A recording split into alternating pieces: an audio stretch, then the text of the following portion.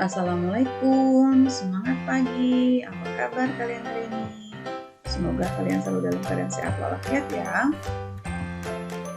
Hari ini kita akan belajar bahasa Indonesia kelas 4. Kita akan belajar bersama Bu Santi.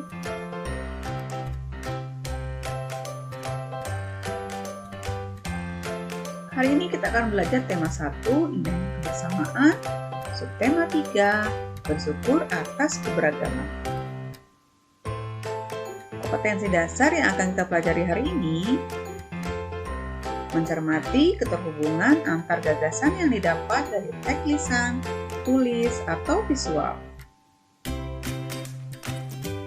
Tujuan pembelajaran kita hari ini yaitu yang pertama, setelah membaca teks, siswa mampu mengidentifikasi gagasan pokok dan gagasan pendukung di setiap paragraf dari teks tersebut dengan mandiri. Yang kedua, setelah membaca teks, siswa mampu menyajikan gagasan pokok dan gagasan pendukung di setiap paragraf dari teks tersebut dalam bentuk kata pikiran dengan tepat. Sebelum mulai belajar, kita berdoa terlebih dahulu. Bagi yang beragama non-muslim, silakan berdoa menurut agama dan kepercayaan kalian masing-masing. Berdoa dimulai. Bismillahirrahmanirrahim. Rabbi zidni ilma warzuqni fahma waj'alni minas sholihin. Amin. Berdoa selesai. Kita mulai belajar ya. Materi kita hari ini gagasan pokok dan gagasan pendukung. Gagasan pokok dan gagasan pendukung paragraf teks lisan. Nah, teks lisan itu apa ya? Nah, kita akan pelajari kali ini. Teks lisan adalah teks bacaan yang dibacakan secara lisan. Ada yang berupa teks non-fiksi dan cerita fiksi. Jika gurumu yang membacakan, kamu menyimak teks lisan tersebut. Nah, kegiatan menyimak adalah cara mendengarkan keterangan lisan dari orang lain secara seksama sehingga memahami isinya. Cara menyimak yang baik adalah melakukan kegiatan menyimak dengan cermat paragraf yang dibacakan. Catatlah beberapa informasi penting dari teks yang dibacakan dengan menggunakan kata tanya, apa, siapa, kapan, di mana, mengapa, dan bagaimana. Nah, ingat kata tanya apa untuk menanyakan gagasan pokok, kata tanya yang lain untuk menanyakan gagasan pendukung. Nah, perhatikan paragraf berikut. Di sini ada sebuah paragraf. Gue akan membacakan ya, dengarkan. Edo menyediakan beragam makanan khas Maluku di meja makan. Makanan itu adalah singkong rebus, ubi rebus, pisang rebus, nasi jaha, ikan cakalang, gohu, dan sambal colo-colo. Udin, Siti, Beni, Dayu, dan Lani merasa asing. Ternyata Edo yang dari Maluku jarang makan nasi. Bagi mereka, sagu, singkong, ubi, pisang rebus, atau nasi jaha sebagai pengganti nasi. Nasi jaha terbuat dari ketan atau beras yang dimasak dengan santan, lalu dibungkus daun kelapa dan dimasak dengan bambu. Colo-colo adalah sambal yang terbuat dari potongan cabai, tomat, bawang merah, serta ditaburi garam dan perasan jeruk nipis. Makanan gohu merupakan campuran sayur dan parutan kelapa yang dibubuhi perasan lemon cuy. Jika di lingkungan masyarakat Jawa, gohu semacam urap. Nah, dari paragraf berikut, dapatkah kalian menentukan yang mana gagasan pokok dan yang mana gagasan pendukung? Ya, kalian bisa mencari gagasan pokok dengan menggunakan kata tanya. Nah, kata tanya apa? Apa isi dari paragraf tersebut? Nah, di sini Edo menyediakan makanan khas Maluku di meja makan. Nah, kalian bisa menggunakan kata tanya yang lain untuk mencari gagasan pendukung dari paragraf berikut. Nah, apa saja yang disajikan di meja makan itu disebutkan di dalam kalimat kedua. Ya, di sini paragraf kedua menjelaskan makanan khas Maluku yang disediakan di meja makan Edo itu apa saja dijelaskan di kalimat kedua.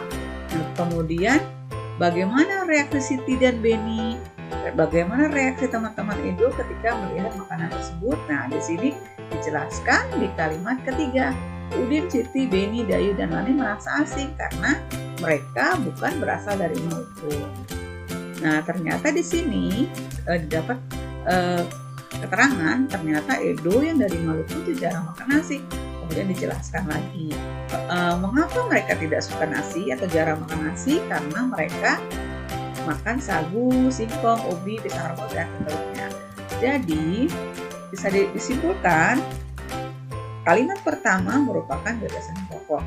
Kalimat-kalimat berikutnya adalah gagasan pendukung atau kalimat penjelas. Nah, bisa kita lihat ya.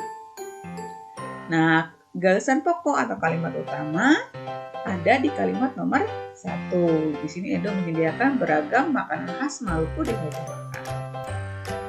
Sedangkan kalimat kedua sampai dengan kalimat ke-9 merupakan gagasan pendukung atau penjelas dari gagasan pokok pada kalimat pertama ya. Jadi perlu kalian ingat, gagasan pokok terletak atau terdapat pada awal kalimat dari sebuah paragraf. Namun ada juga yang terdapat di akhir paragraf. Namun untuk kelas 4 kita akan mempelajarinya, gagasan pokok berada di awal paragraf ya. Nah, sekarang berkaitan dengan kegiatan menyimak, nah sekarang Bu Guru akan membacakan sebuah teks lisan. Tadi sudah dijelaskan apa itu teks lisan. Nah, sekarang kalian menyimak teks yang akan dibacakan ya. Di sini ada permainan tradisional. Nah, di salah satunya ada congklak.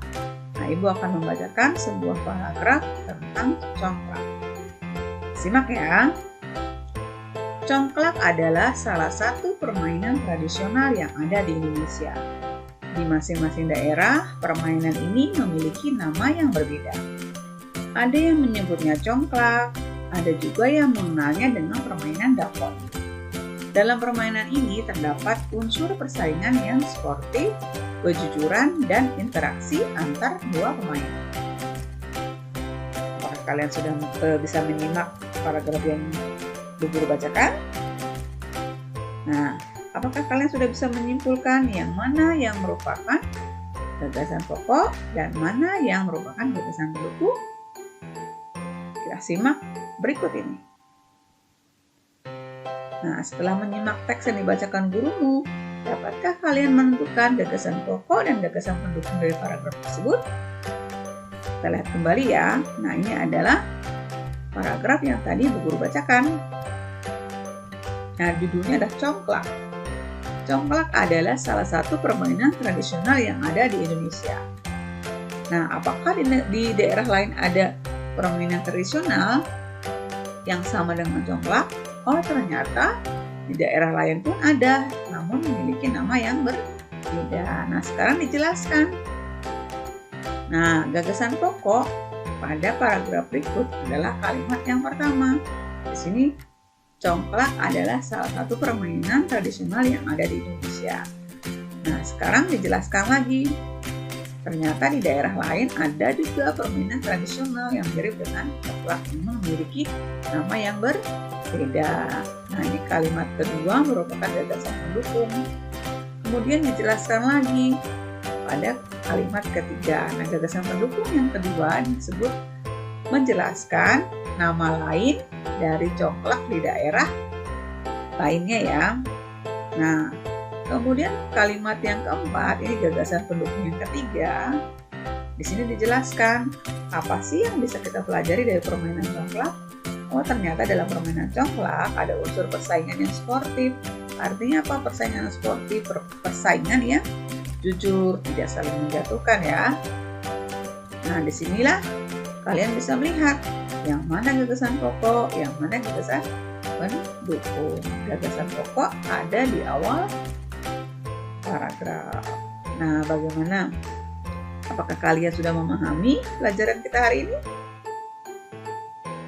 Perlu diingat ya, materinya dibaca, diulang, kemudian dipahami. Kalau kalian sudah memahami pelajaran hari ini, alhamdulillah. Sampai jumpa pada pelajaran berikutnya. Tetap semangat ya.